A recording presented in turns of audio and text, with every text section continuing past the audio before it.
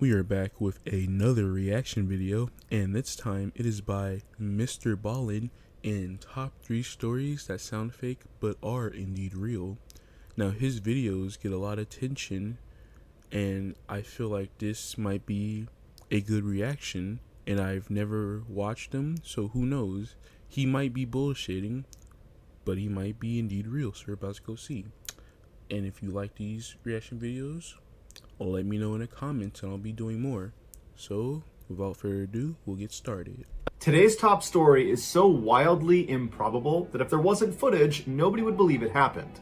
Luckily, I've included the footage. But before we get into today's stories, if you're a fan of these strange, dark, and mysterious delivered in story format, then you've come to the right channel because that's all we do and we upload 3 or 4 times every week. So if that's of interest to you, please sneak into the like button's house and steal all of their sweatpants strings. Also, please subscribe to our channel and turn on all notifications so you don't miss any of our weekly uploads. Y'all. All right, let's get into today's stories. Ass.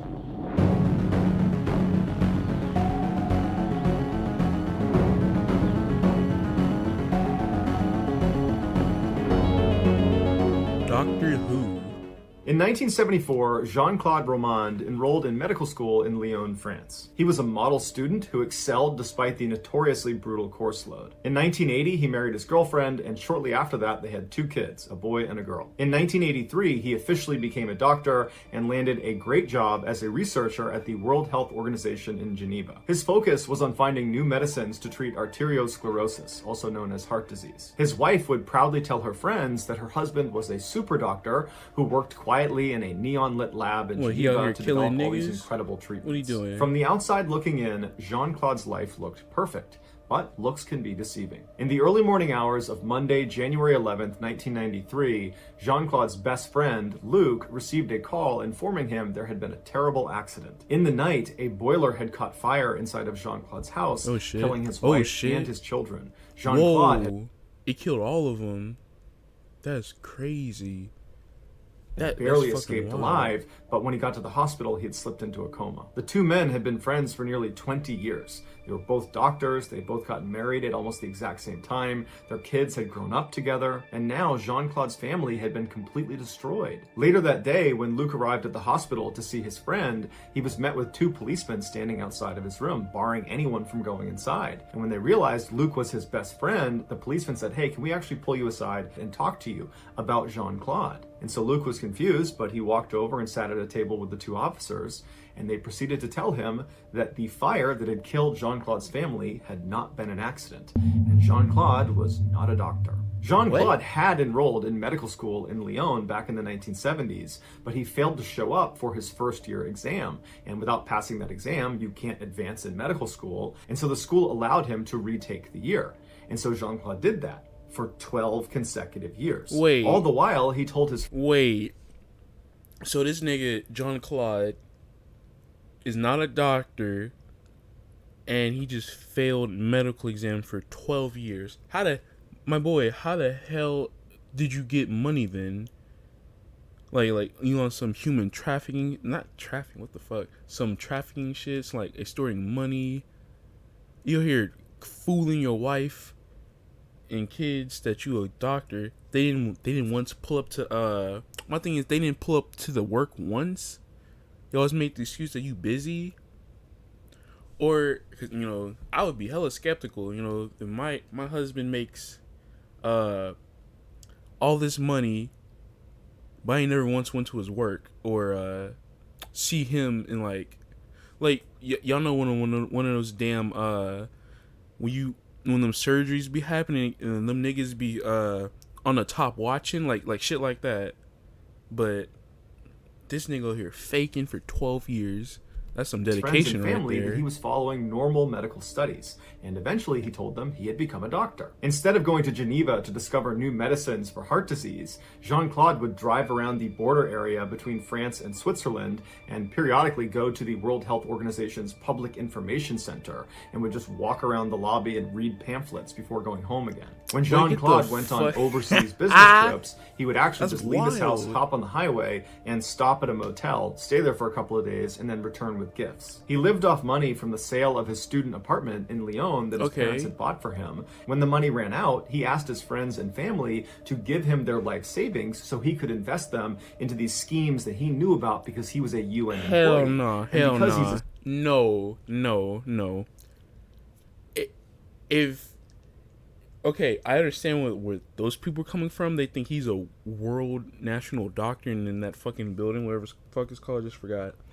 But if I give you my life savings, nigga, I better get some profit in return. Otherwise, I'm gonna say this clear, I'm beating your ass. I will I will find you, nigga. I swear to God. Very successful, reputable doctor. People agreed and gave him their money. But by late 1992, some of his victims were asking for their money, and he didn't have it. And so some of these people began doing some research on Jean-Claude, and they found his name was not listed on the World Health Organization. They should have did that shit before. By January of 1993, Jean-Claude knew it was only a matter of time before he was exposed. And to this point, he has been living this lie for almost 20 years. His wife, his kids, his friends, his parents, everybody, he has told that he's this successful doctor, and that's all about to come crashing down. And the way he handles it is he drives to his parents' house, and he kills his parents and their dog. What? And then drives back to his house. Wait.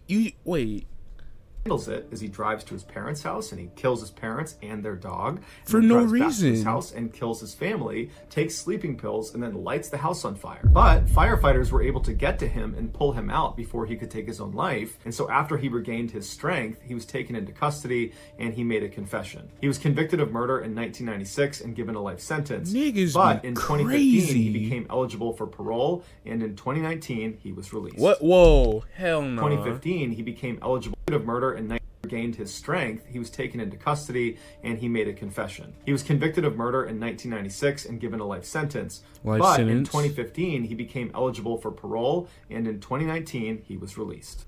For like good behavior? Nigga, you just killed your mom and dad, your family, stole niggas' life savings, and it's like, shit, you been good all day, I slap you with this good parole. Go ahead, walk on, my boy. You didn't change. The justice system, y'all, but niggas go to jail for life or for years for selling weed. But this nigga killing families, his family, he got on parole. On September 6, 2006, 51-year-old Susan Kuhnhausen was returning from her job as an emergency room nurse in Portland, Oregon. On the way, she stopped at a hair salon to get her hair dyed. While she waited her turn, she picked up a magazine, and a particular quote stood out to her. It said, "I will not live an unlived life. I will not live in fear." At the time, Susan was fighting with her husband, Mike. They had been married for nearly 18 years, and their marriage had become toxic, and Susan had finally gotten the courage up to tell Mike she wanted a divorce, and Mike did not want a divorce. Hey, y'all. And so I'm gonna stop pausing it for a bit. We're only about 5 minutes in, but if y'all are in a toxic, I cannot stress this enough. Do not put up with bullshit in a toxic relationship. Throw them niggas away. It's time to go. No, none of that but stuff. It's okay. I know it's hard. It really do be like that. But for the sake of your mental health, you have to go and don't look back. And it will do wonders for you. So they had these bitter, awful fights. These were life advice by one and only. Your boy been handing out life advice. It's okay. I got y'all. Don't worry about it. And Susan was just looking for things to latch onto, and this type of quote gave her motivation to follow through with this very difficult decision. About an hour later, with her hair now a slightly different color brown, she hopped back in her car and drove the last couple of miles home to her quiet little neighborhood. She pulled into the driveway of her one-story Cape Cod home with their gray picket fence around it. She went in the back door into their mudroom, and right away she saw a note next to the microwave that her husband had left, because at this time they were still living together.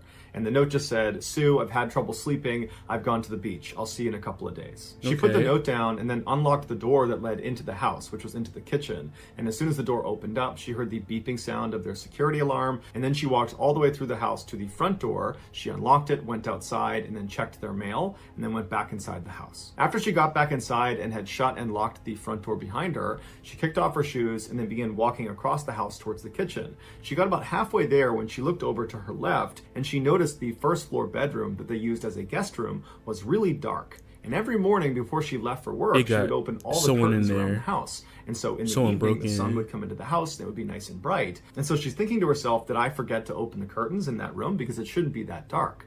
And as she's staring at the room, a man she didn't recognize walked out from behind the bedroom door and started walking towards her. He was medium height, No. Listen. It's two choices. It's two choices. For me as a black man, listen. I don't do the dark. Like not like cutting out the light, but if I'm in my house and one specific place is dark that's normally dark, that shit is either closed or I'm walking out the door, grabbing the stick, come back in, and and I start blasting. No, but I will yell out first.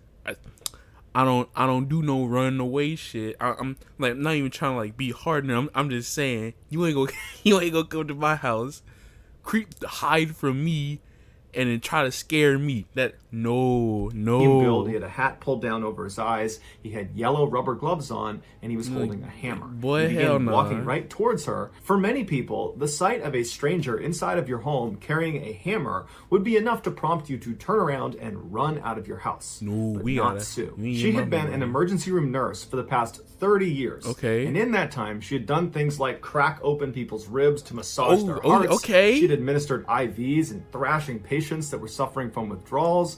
And she and the other nurses she worked with trained regularly in self-defense. She'd been waiting on this moment. You never knew what was going to happen in the ER. You needed to be ready to slip chokeholds and defend yourself. And so here Sue was staring down this intruder in her house. You done 30 years messed of up. preparation You done for this messed moment. up. And so Sue ran at this guy faster than he was coming at her, and it caught him off guard. She figured if she could just get up close to him, the power of the hammer strikes would be less. And so she rams into him, and she's about 5'5" and significantly outweighed him. He's about 5'9", maybe 200 pounds. And so she rams him into the wall. He hits her in the head once with the hammer, but it wasn't enough to subdue her or even knock her down. She barely felt it. And so she's holding on to him and she's screaming at him, "Who are you? What do you want?" Because there was a part of her that thought, this is a burglary. I'll just give you what you want. But the guy didn't say anything. No. And so Susan grabbed him and pushed even harder against the wall. And the man would say 2 words. It was the only 2 words he said the entire time. And it was, "You're strong." And Susan, when she heard that, it was like an adrenaline rush. She knew this guy was not trying to rob her. He was just trying to kill her. Hey, listen. Sometimes some people ain't meant for this world. You gotta go ahead and pack them up. That's okay. That's okay. We better off without them. And she thought, no, I'm gonna live. And she managed to wrestle the hammer away from him while pinning him against the wall, and then smashed him in the head 3 times with this hammer before he managed to get it back. But when he reached for the hammer, she grabbed his throat and began choking the life out of him. The man immediately went for his throat to get her hand off of him, so he was not trying to attack her. And Susan realized that she had him on the defensive, and she grabbed tighter and tighter around his throat. She moved her other hand up and really started crushing his windpipe. And then she screamed at him, "I'll call an ambulance if you tell me who sent you." And the man looked at her and just grunted at her. And so she continued to squeeze harder and harder until his face turned purple and his eyes rolled back. And she knew as an emergency room nurse, if she continued, she would kill him. And she wasn't really prepared to do that. And so she threw him to the ground. She turned and began to run towards the front door. But this guy jumped up and leapt after her, grabbed her by the ankle, and tripped her to the ground. When she landed, she rolled over onto her back, and right on top of her is this guy wielding the hammer, and he's about to bring it down on her. And so she instinctively just shot up. She sat up as fast as she could, and she bit down as hard as she could on the inner part of his upper leg. She bit so hard she tore through the fabric. And the guy screamed out in pain. He couldn't even hit her with the hammer. He began staggering back, at which point she released the bite, got up onto a knee, and and then bit him again on the side of his rib cage as hard as she could, once again tearing through the fabric. And so now this guy is howling at the top of his lungs, at which point Sue grabs him and throws him to the ground, but she falls with him and she lands directly behind his back. And he's still trying to grab her, and he's got the hammer and he's trying to hit her. And so she reaches out and puts her arm over his throat and puts him in a wicked chokehold. No, one that he was not that's getting it right out there. of. And so the guy is trying to fight and get his neck out of the chokehold. But Susan decided that this guy, he's not going to talk. He's not going to tell me what he wants. He's here to kill me, so I'm going to kill him first. Yeah, and she proceeded to choke him to death. And once he stopped moving, she calmly stood up, looked down, knew he was dead. She grabbed his hammer and then calmly walked out the front door, walked to her neighbor's house, knocked on the door, and then her neighbor comes up and sees Sue just standing there with her clothes tattered and she's all bruised and bloodied, but she looks like she's totally okay.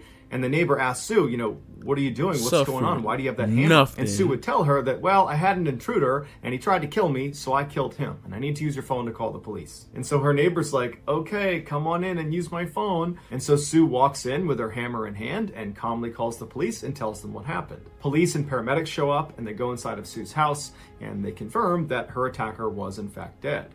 And her attacker turned out to be 59-year-old Ed Haffey, who was a Vietnam veteran with a long rap sheet. That's tough. They discovered Ed's backpack inside of Susan's house, and in it was a notebook that contained instructions for what to do after he killed Susan. And one of those instructions was to call Mike. It turns out this Mike was Susan's husband. He had paid Ed $50,000 to kill his wife. And Mike, earlier in the day, had gone to the house and allowed Ed in and told him where to go. But why you ain't just leave? Is it that hard to divorce people? I mean, half your money be gone, but nigga, you gonna hire somebody to kill your wife and failed? Like you knew she was trained for all this, and you thought some dude, some veteran that ain't been in combat for who knows how long is gonna come up there and see. Man, now you had $50,000 and you finna go to jail. And where to wait. That's and then tough. On his way out, he had written that note saying, I'll see you in a couple of days. When police brought Mike in, he initially denied all charges and said he had nothing to do with this, but he would eventually confess and then would be sentenced to 7 years in prison for soliciting to murder his wife. Although Mike never gave his exact motivations for why he actually did this. I'm sorry. I know it. I ain't gotta face kill myself. I still gotta learn to do that. But damn, nigga, I'm sorry. That's rude as fuck. But this nigga hired him in to kill his wife. Although Mike never gave his exact motivations for why he actually did this, he would have been ruined financially during this divorce. But if Susan were to die, he would inherit the house. Immediately after his sentencing, Susan sued Mike for $1 million, claiming she wanted to make sure he didn't have any more money so that he couldn't go hire another hitman to finish the job. Susan didn't have to worry for very long, though, because Mike would die shortly thereafter in prison. As for Susan, she never faced any criminal charges, and in fact was hailed as a hero in the wake of the attack. Yes, sir. See, that's what we like to see. Defending yourself, no charges. Your spouse in jail, you end up dying because he tried to hire niggas to kill you. You a free woman. I don't know if she got the $1 million though. I don't know, but I hope so. Good on her. That's what's up. Richard Russell, better known as Bebo by his friends and family, was born in 1989 in Key West, Florida, but at the age of 7, he moved to Wasilla, Alaska. He was a standout athlete at Wasilla High School, competing in football and in track and field. After graduating in 2008, he moved to Coos Bay, Oregon, where he briefly attended a community college. Okay. While he was there, he met a woman named Hannah Strassner, and in 2011, they got married. And shortly after that, they opened a bakery that they would run together for 3 years. Hannah, who had gone to culinary school, was very detail-oriented and ran the show at the bakery. Bebo, on the other hand, was not professionally trained and was much more laid back and interested in experimenting with new and wild recipes. In 2015, with heavy hearts, they decided to sell the bakery so they could move to Seattle and be closer to Hannah's family. Once they arrived there, Bebo got a job at the SeaTac airport as a ground service agent for Horizon's airline. It was not a job he necessarily wanted, but they needed the cash. After working at Horizons Air for 4 years as a ramper, someone that moves the luggage in and out of the aircraft, Bebo was given some additional responsibility. They asked him to be on a 2-person tow team. A tow team is in charge of moving airplanes around in between their flights. And so the way this works is one person goes down and drives the actual tow vehicle and hooks that up to the airplane and begins moving it around, and the other person would go up into the cockpit, turn the plane on, and then work a couple of very basic systems to help get the plane to go where it needs to go. The members of a tow team are one of the very few number of people that are allowed to go into the cockpit of an aircraft by themselves. And so Bebo really relished this opportunity, and when he was up there, he found himself fascinated with all the controls, and any chance he got, he would ask a pilot if they were inside of the aircraft to teach him what some of these controls were. But one time, Bebo was flipping some of the switches in the cockpit that he was not supposed to touch, that other pilots had told him about.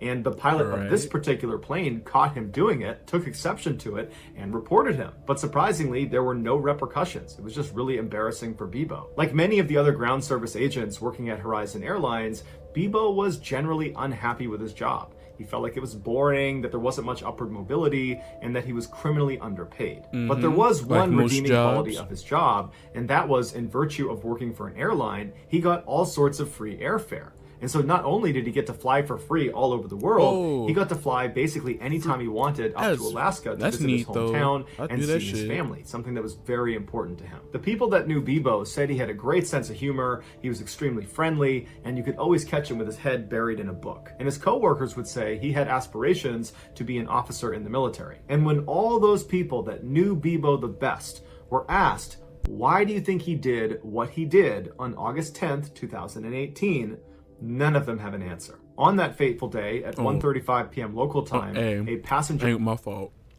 I was supposed to mute the mic, but I'm eating these cookies real quick. These hoes good as fuck. I ain't gonna lie to y'all. These some quality cookies you get from Walmart. Need some good ass cookies. Well, yeah, there we go. I'm just gonna mute the mic real quick. Airplane owned by Horizon Airlines flew into SeaTac Airport where Bebo worked. And so this plane was not scheduled to fly for the rest of the day, so it was taxied to the far north section of the airport to a parking spot called Cargo 1. At 7:15 p.m. that evening, Bebo arrived at Cargo 1 and he climbed inside the empty aircraft and made his way into the cockpit. He followed the startup procedure until the plane was on and the propellers were starting to turn. He hopped out of the plane, got in his tow vehicle, and used it to turn the plane around so its nose was pointed towards the airfield. He moved the tow vehicle out of the way and then climbed back inside the aircraft, shut it behind him, and got in the cockpit and began taxiing out towards the runway. For the next few minutes, air traffic control bombarded Bebo over the radio, asking him, "What are you doing? This is unauthorized movement. You should not be heading towards the runway right now." But Bebo never responded. Instead, he just continued on until he reached the beginning of the runway, at which point, despite having no flight experience, minus some video games and fiddling with some switches in the cockpit while he was in the tow team, he managed to go full throttle and get this plane careening down the runway and successfully took off. But that was nothing compared to what he did next. Over the course of his 1 hour-long flight, he expertly performed backflips and barrel rolls and these huge loops in the sky. Nigga, you learned this through GTA? Video games? But shit. I gotta give him props though.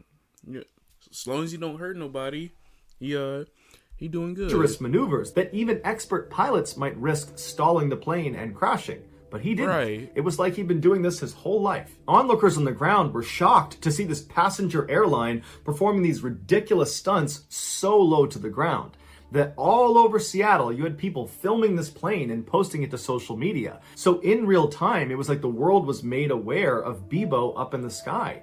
And so people went outside and just watched as he flew around. But the real story is not the aerial stunts that Bebo was pulling in the sky. Right. And another thing, I just realized that's them big ass passenger planes too.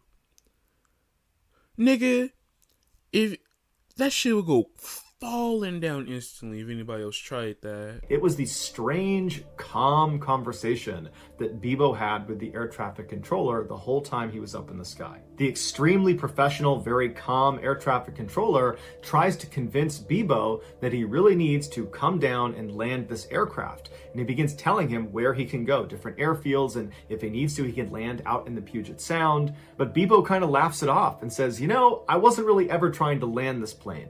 I just wanted to do a couple maneuvers before I put it down. And so as Bebo soared through the sky, this controller tries in vain to convince Bebo to stop what he's doing. And Bebo's just completely ignoring him and cracking jokes with him and telling him how he just loves the scenery up there and how beautiful it is. And then at one point, Bebo becomes remorseful and he says to the controller that he really hopes he hasn't ruined his day and he feels really bad for the people that he's inevitably going to hurt. And then in Bebo's most poignant moment, he tells the controller that he's just a broken guy and he's got a couple of screws loose and he didn't know it until now. Towards the end of the flight, Bebo tells the controller that he's going to try for one more barrel roll, and if it goes well, he's going to go nose down and call it a night. The controller tries to convince him that it's still possible to try to land, but at this point, Bebo's not listening. At 8:45 p.m., the nose of the plane was seen pointed straight down at the earth. 1 minute later, at 8:46 p.m., Bebo intentionally crashed into a small island off the coast of Seattle. He was the only fatality in the crash. Here is a condensed version of some of the commentary between Bebo and the air traffic controller, along with some of the real footage of him flying the plane.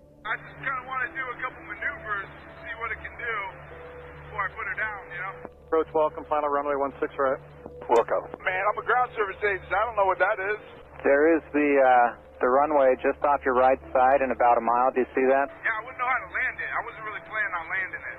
I got a lot of people that care about me, and it's going to disappoint them to hear that I did this. I would like to apologize to each and every one of them. Just a broken guy. Got a few screws loose, I guess. Never really knew it until now. I think I'm gonna try to do a barrel roll, and if that goes good, now I'm just gonna nose down and call it a night.